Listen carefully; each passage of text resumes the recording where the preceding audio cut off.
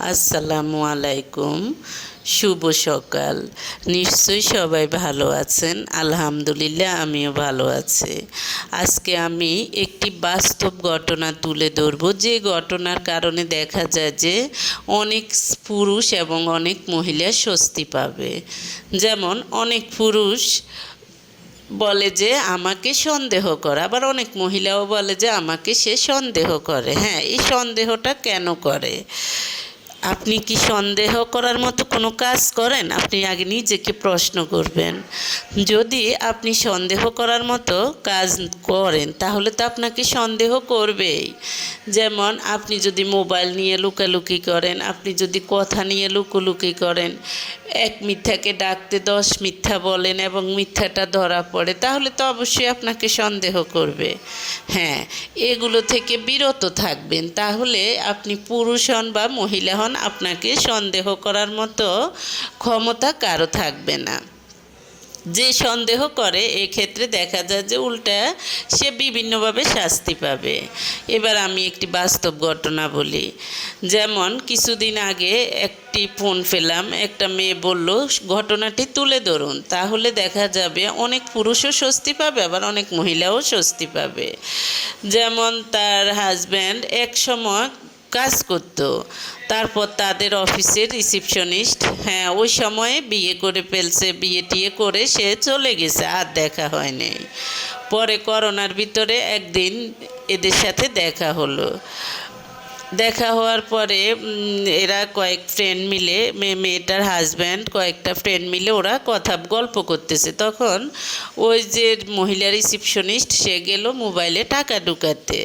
তারপর এদেরকে দেখলো, দেখে কথাবার্তা বলল, পূর্ব পরিচিত লোকজন। তারপর কে কী করে শুনে ওই মহিলা রিসিপশনিস্টটা বলল যে মহিলা কলিগটা বলল যে তাহলে একজন মার্কেটিংয়ের কাজ করে বা একটা কাজ করে যেটা ঘরে বসে করা যায়, ফ্রিল্যান্সিংয়ের কাজ।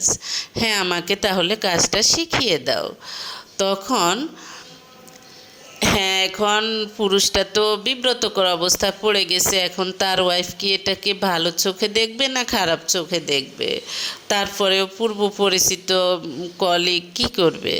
তারপরে এসে যখন তার স্ত্রীকে জিজ্ঞেস করলো, এভাবে পূর্ব পরিচিত একজন কলিগ এখন এভাবে ধরছে, কাজটা শিখিয়ে দেওয়ার জন্য কি করব? তারপরে স্ত্রী বলল যে আচ্ছা ঠিক আছে শিখাও। এজন্যই মেয়েটার হাজব্যান্ড শিখালো। হ্যাঁ, এরপরে হলো এরাও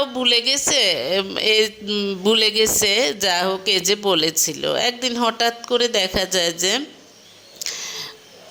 মেয়েটা দেখলো যে ওর হাজব্যান্ডের মোবাইলে ওই মহিলা কলিগটা তাদের ফ্যামিলি পিকচার উঠিয়েছে, মহিলা ছেলেকে নিয়ে, বোন, ভগ্নিপতি, এরকম ওদেরকে নিয়ে ছবি উঠিয়েছে।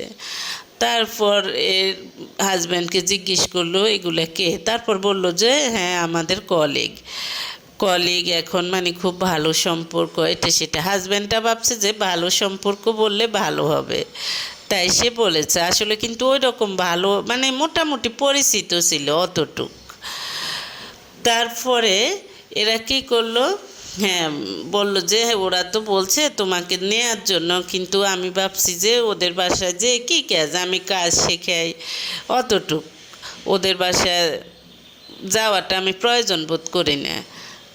তারপরে একদিন নিয়ে গেল। হ্যাঁ, নেয়ার পরে ওই মহিলা কলিগটা ভাবছে যে বেশি ক্লোজ দেখালে হয়তোবা মানে আধুনিক বলবে, স্ত্রী আধুনিক বলবে। কিন্তু একটা কথা হলো, যারা ভালো লেভেলের তারা পুরুষ মহিলার খুব বেশি ক্লোজ সম্পর্কে তারা কখনো আধুনিকতা মনে করে না, তারা এটাকে মনে করে অসভ্যতা। তাই ওই মহিলাটার দেখা যায় যে পোশাক আশাকও এই মেয়েটার ভালো লাগে না, পোশাক আশাক পরার ধরন ভালো লাগে না। তাই সে তার হাজব্যান্ডকে বলল এখান থেকে সরে আসার জন্য। মহিলাকে তার ভালো লাগে নাই।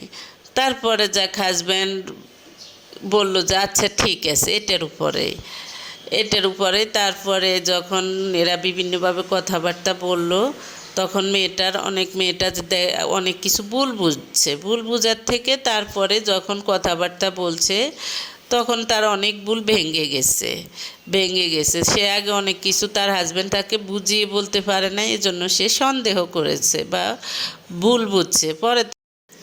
এরপর মহিলা কলিগের হাজব্যান্ড ওই মেয়েটাকেও বুঝাচ্ছে, ভাবি আপনি কিছু মনে করবেন না, আমাদের সাথে ভাইয়ের সাথে সেই যখন ভাই প্রথম চাকরি করতো আমি আর আমার ওয়াইফ ভাইয়ের সাথে খুব ক্লোজ ছিলাম, আমাদের খুব ভালো সম্পর্ক ছিল, ভাইকে আমি আমার ভাইয়ের মতো জানি, এজন্যই আমি আমার ওয়াইফকে ভাইয়ের কাছে কাজ শিখতে দিয়েছি, আমি যাত্রার কাছে দিই নাই। হ্যাঁ ঠিক আছে, মহিলা কলিগের হাজব্যান্ড এটা এই মেয়েটাকে বলল, কিন্তু মেয়েটার প্রশ্ন হলো আপনি ভাইকে ভালো জানেন ঠিক আছে, এজন্যই আপনি আপনার ওয়াইফকে ভাইয়ের কাছে কাজ শিখতে দিয়েছেন, কিন্তু মেয়েটা মনে মনে বলতেছে আমি তো আপনার ওয়াইফকে ভালো জানি না, তাই আমি আমার হাজব্যান্ডকে এখান থেকে সরে যেতে নিষেধ করব। কিন্তু পরে দেখা যায় যে বিভিন্নভাবে ওরা ভাবছে যে হ্যাঁ ওরা ভালো ভালো ঠিক আছে, কথাবার্তা চালে চলনে ভালো কতটুকু খারাপ কতটুকু সেটা আল্লাহই ভালো জানে।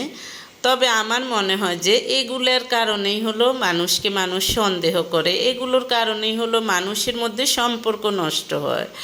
আপনি আপনার ওয়াইফকে এতদিন আপনি খাওয়াতে পারছেন, এখন আপনি আরেকজনের হাজব্যান্ডকে দিয়ে কাজ শিখাতে দিয়েছেন, এটা আমি মনে করি পুরুষটার দোষ।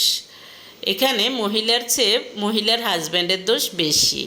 অনেক পুরুষ এগুলা, হ্যাঁ আপনি ভালো জানলে জানেন তাই বলে আপনি আরেক মহিলার হাজব্যান্ডের কাছে যে আপনি আপনার ওয়াইফকে কাজ শিখতে দিয়েছেন, এটা কি আপনি ভালো করেছেন? এটা আপনার দৃষ্টিতে ভালো হতে পারে, কিন্তু সে ভালো দৃষ্টিতে নাও দেখতে পারে।